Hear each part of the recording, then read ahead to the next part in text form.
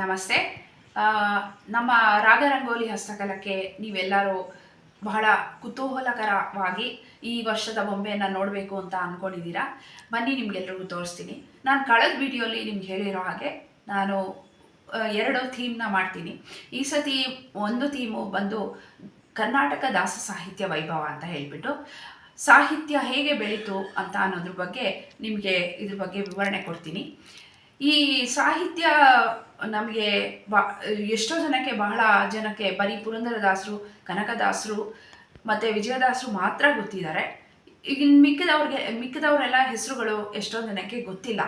ಹಾಗಾಗಿ ನಾನು ಈ ವರ್ಷ ಬಹಳಷ್ಟು ಎಫರ್ಟ್ನ ಹಾಕಿಬಿಟ್ಟು ನಾನು ಹೇಗೆ ಸಾಹಿತ್ಯ ಬೆಳೀತು ಅನ್ನೋದ್ರ ಬಗ್ಗೆ ಈಗ ನಾನು ನಿಮಗೆ ಹೇಳ್ತಾ ಹೋಗ್ತೀನಿ. ಈ ದೃಶ್ಯದಲ್ಲಿ ನಾನು ಹೇಳಬೇಕಾದ್ರೆ ನಿಮಗೆ ಆ ಬೊಂಬೆಯನ್ನು ತೋರಿಸ್ತೀನಿ. ಆ ಬೊಂಬೆ ನನ್ನ ಕೈನಲ್ಲೇ ಮಾಡಿರೋವಂಥದ್ದು. ಅಂದರೆ ದಾಸರು ಅಂದಾಗ ಅವ್ರು ಹಾಕೊಳ್ಳೋ ಗೋಪಾಳ ಬುಟ್ಟಿ ಇರ್ಬೋದು, ಅವರು ತಲೆ ಮೇಲೆ ಹಾಕೊಳ್ಳೋ ಅಂಥ ಪೇಟ ಥರ ಇರ್ಬೋದು, ಆಮೇಲೆ ಅವ್ರ ಕೈನಲ್ಲಿ ತಾಳ ಇರ್ಬೋದು, ಮತ್ತು ಅವ್ರ ತಂಬೂರಿ ಇರ್ಬೋದು. ಪ್ರತಿಯೊಂದು ನಾವು ಫೀಚರ್ಸ್ನ ಸ್ಟಡಿ ಮಾಡಿಬಿಟ್ಟು ಈ ಒಂದು ಬೊಂಬೆಯನ್ನು ಮಾಡಿದ್ದೀನಿ. ಆ ಬೊಂಬೆ ಹೇಗಿರುತ್ತೆ ಅನ್ನೋದನ್ನು ನಿಮಗೆ ತೋರಿಸ್ತೀನಿ, ಬನ್ನಿ. ಮತ್ತು ಇನ್ನೊಂದು ವಿಷಯ ಏನು ಹೇಳಬೇಕು ಅಂದರೆ, ನಾವು ಈ ದಾಸ ಸಾಹಿತ್ಯವನ್ನು ಕಲಿಯೋದ್ರಿಂದ ಏನೇನೋ ನಮ್ಮ ಜೀವನದಲ್ಲಿ ಬದಲಾವಣೆ ಆಗುತ್ತೆ ಅಂತ ಹೇಳಿಬಿಟ್ಟು ನಾನು ನಿಮ್ಗೆ ಹೇಳಬೇಕು. ಈಗ ನಾವು ಒಂದು ಹಾಡನ್ನು ನಾವು ಕಲಿತೀವಿ ಅಂತ ಅಂದ್ಕೊಳ್ಳಿ. ಆ ಹಾಡಲ್ಲಿ ಎಷ್ಟು ಅರ್ಥಗಳಿರುತ್ತೆ, ಆ ಅರ್ಥ ನಮಗೆ ನಮ್ಮ ಜೀವನದಲ್ಲಿ ಅಳವಡಿಸ್ಕೋಬೇಕು. ಯೂಶಲಿ ಈ ದಾಸ ಸಾಹಿತ್ಯದಲ್ಲಿ 3 ಭಾಗಗಳಿದೆ. ಒಂದು ಭಾಗ ಬಂದು ನೀವೆಲ್ಲರೂ ಕೇಳಿರೋ ಹಾಗೆ ದೇವನಾಮ, ಮತ್ತು ಉಗಾಭೋಗ, ಮತ್ತು ಸುಳಾದಿಗಳು ಅಂತ. ಉಗಾಭೋಗ ಅಂದರೆ 8ರಿಂದ 10 ಸಾಲುಗಳು ಪದ್ಯ ರೂಪದಲ್ಲಿರುತ್ತೆ. ಅದು ಯಾವ ರಾಗದಲ್ಲಿ ಬೇಕಾದ್ರೂ ಹೇಳ್ಬೋದು, ನಿಮಗೆ ಇಷ್ಟವಾದ ರಾಗದಲ್ಲಿ. ಆ ಉಗಾಭೋಗ ಹೇಗಿರುತ್ತೆ ಅಂದರೆ, ವಿಷ್ಣುವಿನ ಬೆಳಗ್ಗೆ ಎದ್ದು ಏಳು ನಾರಾಯಣನೇ ಅಂತ ಹೇಳಿಬಿಟ್ಟು ಎಬ್ಸ್ಬಹುದು. ಅಥವಾ ಕೆಲವು ಸತಿ ಅವರು ದಾಸರು ಏನು ಮಾಡಿರ್ತಾರೆ, ಕೃಷ್ಣನ ಬಗ್ಗೆನೇ ಹೊಗಳಿಕೆಯಾಗಿ ಬರೆಯುವಂಥದ್ದು ಉಗಾಭೋಗ ಇರುತ್ತೆ.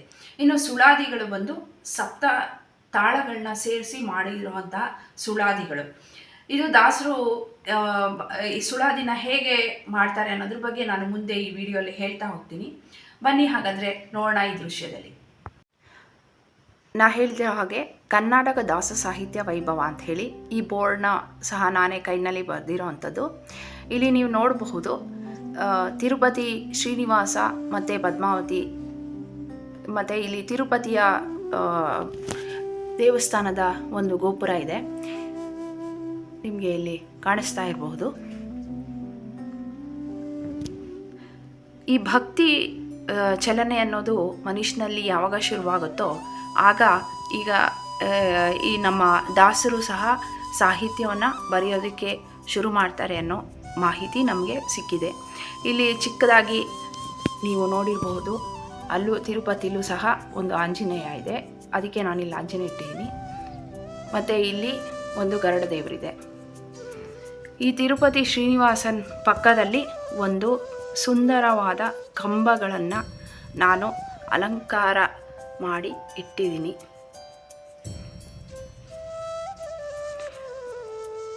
ಈಗ ನಾವು ಸಾಹಿತ್ಯ ಹೇಗೆ ಶುರುವಾಯಿತು ಅಂತ ನೋಡೋಣ ಬನ್ನಿ. ರಾಮ, ಸೀತಾ, ಲಕ್ಷ್ಮಣ ಮತ್ತು ಆಂಜನೇಯ ಇರೋದು, ಕೃಷ್ಣ ಇಲ್ಲಿ ಇಟ್ಟಿದ್ದೀನಿ. ಇಲ್ಲಿಂದ ಮುಂದಕ್ಕೆ ನನ್ನ ಕತೆ ಶುರುವಾಗುತ್ತೆ. ನೋಡಿ, ಇಲ್ಲಿ ಒಬ್ಬರು ಅಚಲಾನಂದ ದಾಸರು ಅಂತ ಹೇಳಿಬಿಟ್ಟು ನಾನು ನಿಮಗೆ ತೋರಿಸ್ತಾ ಇದ್ದೀನಿ. ಇವರು 9ನೇ ಶತಮಾನ ಅಂದರೆ 900 ವರ್ಷಗಳ ಹಿಂದೆ ಇವರು ಒಮ್ಮೆ ಪಂಡ್ರಾಪುರಕ್ಕೆ ಹೋಗ್ತಾರೆ. ಅದಕ್ಕೆ ಇಲ್ಲಿ ನೀವು ಪಾಂಡುರಂಗ ವಿಠಲನ ನೋಡ್ಬೋದು. ಅವರು ಅಲ್ಲಿ ಚಂದ್ರಭಾಗ ಸ್ನಾನ ಮಾಡಬೇಕಾದ್ರೆ, ಅರ್ಘ್ಯ ಕೊಡಬೇಕಾದ್ರೆ ಅವರಿಗೆ ಒಂದು ಅಶರೀರವಾಣಿ ಅಂತ ನಾವು ಕೇಳ್ಪಟ್ಟಿದ್ದೀವಿ ಅಂತ ಈ ನಮಗೆ ಸಿಕ್ಕಿರೋಂತಹ ಮಾಹಿತಿ. ಇದರಲ್ಲಿ ನರಸಿಂಹದೇವರು ಸಹ ನಿಮಗೆ ನೋಡ್ಬೋದು. ಹರಿವಾಣದಲ್ಲಿ ಅವರ ಶಿರದ ಮೇಲೆ ಇಟ್ಕೊಂಡು ಅವರು ಇಲ್ಲಿ ಗೆಜ್ಜೆಯನ್ನು ಕಾಟ್ಕೊಂಡು ಇಲ್ಲಿ ಅವರು ಹರಿವಾಣ ಸೇವೆ ಮಾಡ್ತಾ ಇರೋದು. ಅವರಿಗೆ ವಿಠಲನೇ ಪ್ರತ್ಯಕ್ಷ ಆಗಿ ನಿನ್ನ ಸಾಹಿತ್ಯವನ್ನು ಬರೆಯೋದಕ್ಕೆ ಶುರು ಮಾಡು ಅಂತ ಹೇಳಿದವರು. ಹಾಗಾಗಿ 9ನೇ ಶತಮಾನ ಅಂದರೆ ಸಾಕಷ್ಟು ಸಾಹಿತ್ಯಗಳು ನಮಗೆ ಸಿಕ್ಕಿಲ್ಲ, ಎಷ್ಟೋ ಕಳೆದು ಹೋಗಿದೆ. ಆದರೆ ಅದರಲ್ಲಿ ಒಂದು ಉಗಾಭೋಗನ ಹೇಳೋಕ್ಕೆ ನಾನು ಇಷ್ಟಪಡ್ತೀನಿ. ಅದೇನೆಂದರೆ, ಗಂಡ ಮಾಡಿದ ಪುಣ್ಯ ಹೆಂಡತಿಗೆ ಸಮಪಾಲು, ಹೆಂಡತಿ ಮಾಡಿದ ಪುಣ್ಯ ಗಂಡನಿಗಿಲ್ಲ. ಗಂಡ ಮಾಡಿದ ಪಾಪ ಹೆಂಡತಿಯದಲ್ಲ, ಹೆಂಡತಿ ಮಾಡಿದ ಪಾಪ ಗಂಡನಿಗೆ ಎಲ್ಲ. ತೊಂಡ ರಕ್ಷಕ ಅಚಲಾನಂದ ವಿಠಲ, ನೀ ಗಂಡ ನೀ ಹೆಂಡತಿ ಅಂತ ಹೇಳಿಬಿಟ್ಟು ಒಂದು ಉಗಾಭೋಗ ಮಾತ್ರ ನನಗೆ ಸಿಕ್ಕಿದೆ. ಮುಂದಿನ ದೃಶ್ಯಗಳಲ್ಲಿ ನನ್ನ ಹಾಡನ್ನು ಎರಡೆರಡು ಸಾಲು ಸಹ ನೀವು ಕೇಳಬಹುದು. ಬನ್ನಿ ಮುಂದಿನ ದೃಶ್ಯ ನೋಡೋಣ. ಈಗ ನೀವು ನೋಡ್ತಾ ಇರೋದು ನಮ್ಮ ಶ್ರೀ ಮಧ್ವಾಚಾರ್ಯರು. ಮಧ್ವಾಚಾರ್ಯರು 13ನೇ ಶತಮಾನದಲ್ಲಿ ಅವರು ದಾಸ ಸಾಹಿತ್ಯದಲ್ಲಿ ಬಹಳಷ್ಟು ಕೊಡುಗೆಯನ್ನು ಕೊಟ್ಟಿದ್ದಾರೆ. ಇವರು ನಮ್ಮ ಮಧ್ವ ಪರಂಪರೆಗೆ ಗುರುಗಳು. ಇವ್ರದ್ದು ಬಹಳಷ್ಟು ಕೃತಿಗಳನ್ನ ನೀವು ಕೇಳಿರ್ತೀರ. ಅದೇ ರೀತಿ ಒಂದು ಚಲನಚಿತ್ರದಲ್ಲಿ ವಂದೇ ವಂದ್ಯಂ ಸದಾನಂದಂ, ಪ್ರೀಣಯಾಮೋ ವಾಸುದೇವಂ, ಅದನ್ನೆಲ್ಲ ನೀವು ಕೇಳೇ ಇರ್ತೀರ. ಈಗ ಮುಂದಿನ ದೃಶ್ಯವನ್ನು ನೋಡೋಣ ಬನ್ನಿ.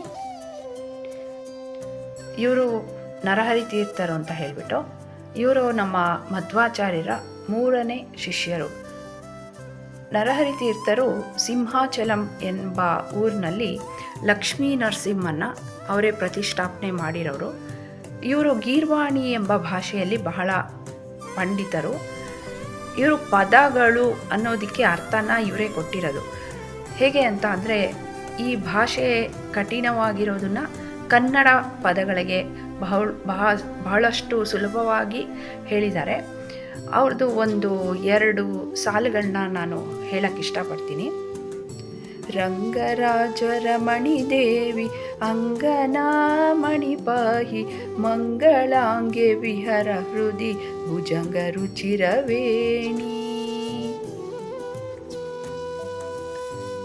ಮುಂದಿನ ಶ್ರೀಗಳು ಯಾರು ಅಂತ ನೋಡೋಣ. ಮುಂದಿನ ದಾಸ ಸಾಹಿತ್ಯ ಕೊಡುಗೆ ಕೊಟ್ಟವರು ಬಹಳ ದೊಡ್ಡ ವ್ಯಕ್ತಿ. ಇವರ ಹೆಸರು ಎಲ್ಲರೂ ಕೇಳೇ ಇರ್ತೀರ, ಶ್ರೀಪಾದರಾಜರು ಅಂತ ಹೇಳಿಬಿಟ್ಟು.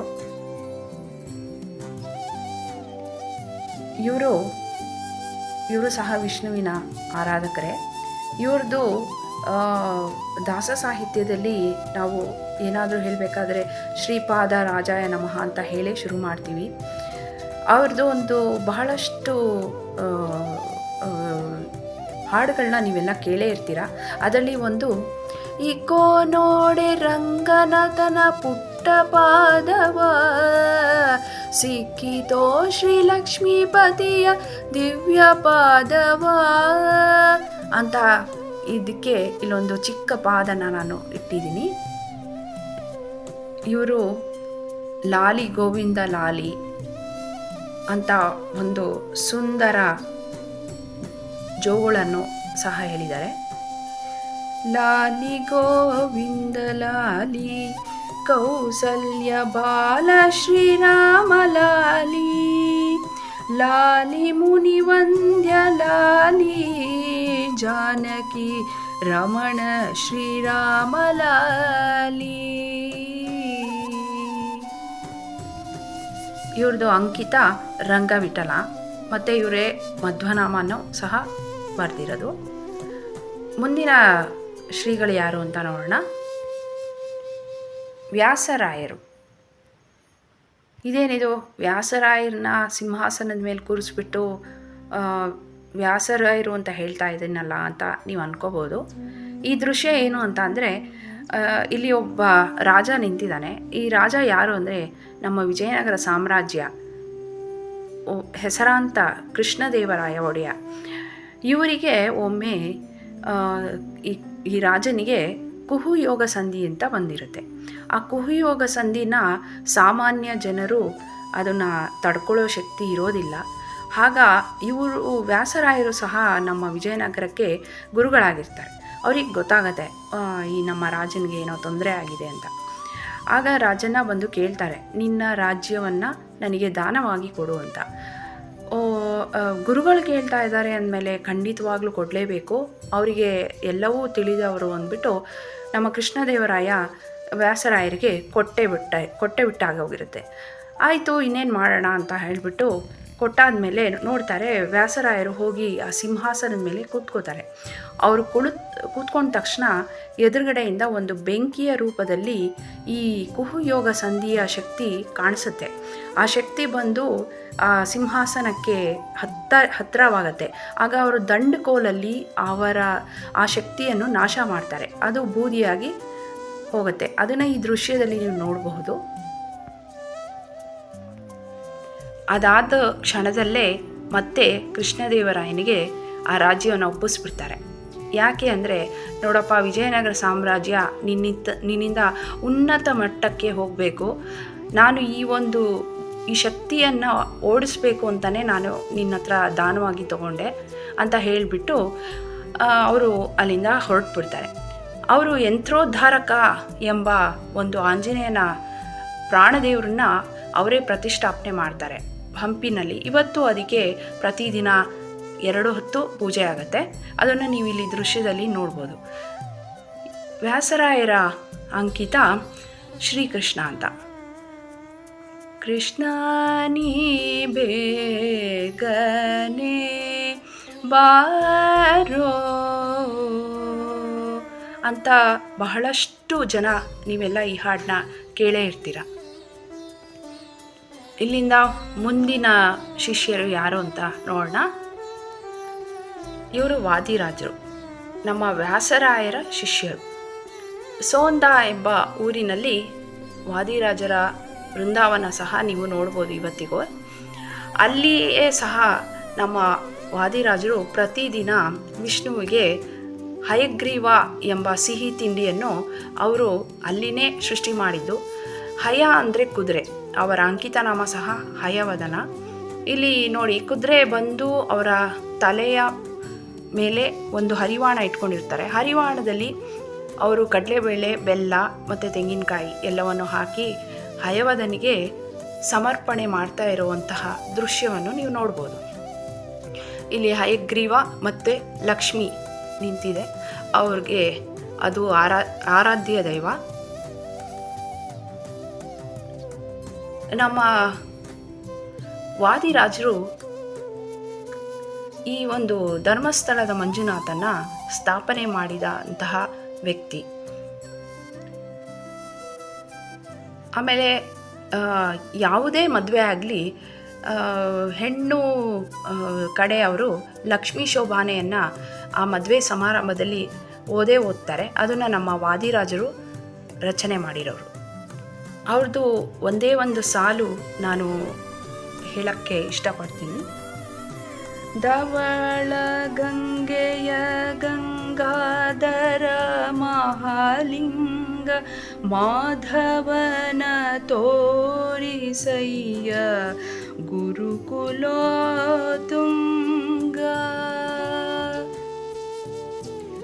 ಮತ್ತೊಂದು ಅವ್ರದ್ದು ಬಹಳಷ್ಟು ಅರ್ಥಪೂರ್ಣವಾಗಿರುವಂತಹ ಲಕ್ಷ್ಮಿ ಮೇಲೆ ಬರೆದಿರುವಂತಹ ಹಾಡನ್ನ ಹೇಳ್ತಾ ಇದ್ದೀನಿ. ಇಂದಿರೇ ಮಂದಿರದೋಳು ನಿಂದಿರೇ, ಇಂದಿರೆ ಹೊಂದಿದೆ ನಿನ್ನ ಮುದದಿಂದ ಪಾಲಿಸು ನಿತ್ಯ ಎನ್ನ. ಆಹಾ ಗಂಧ ತುಳಸಿ ಅರವಿಂದ ಮಲ್ಲಿಗೆ ಪುಷ್ಪದಿಂದ ಪೂಜಿಸುವೇನು ಕುಂದುಗಳೆಣಿಸದೆ. ಇಂದಿರೇ ಮಂದಿರದೋಳು ನಿಂದಿರೇ. ನಮ್ಮ ಮುಂದಿನ ದಾಸರು ಯಾರು ಅಂತ ನೋಡೋಣ ಬನ್ನಿ. ಇಷ್ಟೋ ತನಕ ನೀವೆಲ್ಲರೂ ದಾಸರು, ದಾಸ ಸಾಹಿತ್ಯ ಹೇಗೆ ಬರ್ತಾ ಇದೆ ಅಂತ ನೋಡಿದ್ರಿ. ಅವರೆಲ್ಲರೂ ಒಂದು ಬೀಜವನ್ನಾಗಿ ಮಾಡಿದಂಥವರು. ಅಂದರೆ ಮುಂದಿನ ವ್ಯಕ್ತಿ ಯಾರು ಅಂತ ನಿಮ್ಗೆ ಆಲ್ರೆಡಿ ಊಹಿಸ್ಬೋದು ಅನಿಸುತ್ತೆ. ಯಾರು ಅಂದರೆ ನಮ್ಮ ಪುರಂದರದಾಸರು. ಅವ್ರ ಬಗ್ಗೆ ಹೇಳೋದು ಅಂದರೆ ಬಹುಶಃ ಈ ಒಂದು ವಿಡಿಯೋದಲ್ಲಿ ಸಾಕಾಗೋದೇ ಇಲ್ಲ. ಅವರು 4,75,000 ಕೃತಿಗಳನ್ನ ರಚನೆ ಮಾಡಿದವರು.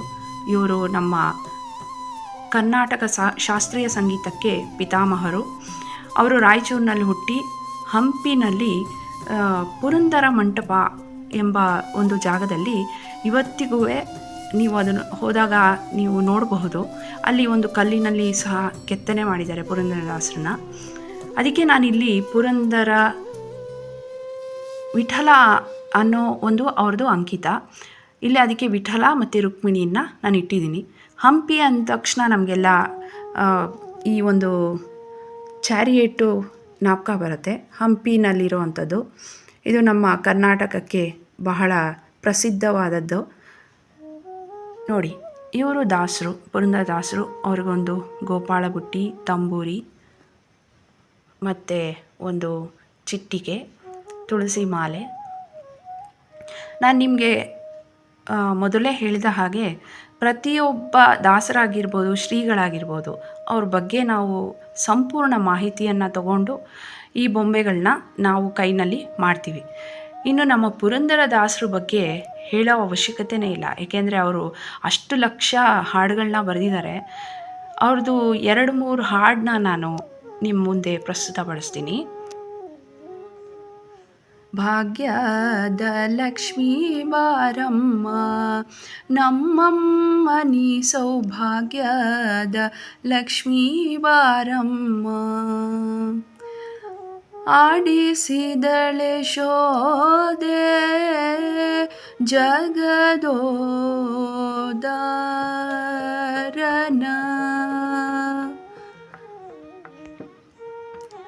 ಪಂಡರಾಪುರವೆಂಬ ದೊಡ್ಡ ನಗರಿ ಅಲ್ಲಿ ವಿಠೋಬನೆಂಬ ಸಾಹುಕಾರ, ವಿಠೋಬನಿರುವುದು ನದಿ ತೀರ, ಅಲ್ಲಿ ಪಂಡರಿಯ ಭಜನೆಯ ವ್ಯಾಪಾರ. ಪಂಡರಾಪುರವೆಂಬ ದೊಡ್ಡ ನಗರ ಅಲ್ಲಿ ವಿಠೋಬನೆಂಬ ಸಾಹುಕಾರ, ಚಂದ್ರಚೂಡ ಶಿವಶಂಕರ ಪಾರ್ವತಿ ರಮಣ ನಿನಗೆ ನಮೋ ನಮೋ, ನಂದತನಯ ಗೋವಿಂದನ ಭಜಿಪುದು ಆನಂದವಾದ ಮಿಠಾಯಿ, ಬಂಧಗಳನ್ನು ಭವರೋಗಗಳೆಲ್ಲನು ನಿಂದೆಪುದೇ ಮಿಠಾಯಿ, ನಂದತನಯ ಗೋವಿಂದನ ಭಜಿಪುದು ಆನಂದವಾದ ಮಿಠಾಯಿ ಅಂತ ಹೇಳ್ತಾ ನಮ್ಮ ಪುರಂದರದಾಸರ ಬಗ್ಗೆ ಹೇಳ್ತಾ ಹೋದರೆ ಆಗೋದಿಲ್ಲ, ಬಹಳಷ್ಟು ಸಮಯ ಹಿಡಿಯುತ್ತೆ. ಈಗ ಮುಂದಿನ ದಾಸರು ಯಾರು ಅಂತ ನೋಡೋಣ ಬನ್ನಿ. ಮತ್ತು ಇನ್ನೊಂದು ಮುಖ್ಯವಾದದ್ದು ವಿಷಯ ಹೇಳಲೇಬೇಕು. ಅವರ ಗುರುಗಳಾದ ವ್ಯಾಸರಾಯರು ಅವರೇ ಸ್ವತಃ ಹೇಳಿದ್ದಾರೆ, ದಾಸರೆಂದರೆ ಪುರಂದರ ದಾಸರಯ್ಯ ಅಂತ. ನಮ್ಮ ಪುರಂದರದಾಸರನ್ನ ಗುರುಗಳೇ ಅಷ್ಟು ಚೆನ್ನಾಗಿ ಹೊಗಳಿದ್ದಾರೆ. ಈಗ ಮುಂದಿನ ದಾಸರು ಯಾರು ಇರಬಹುದು ನೋಡೋಣ.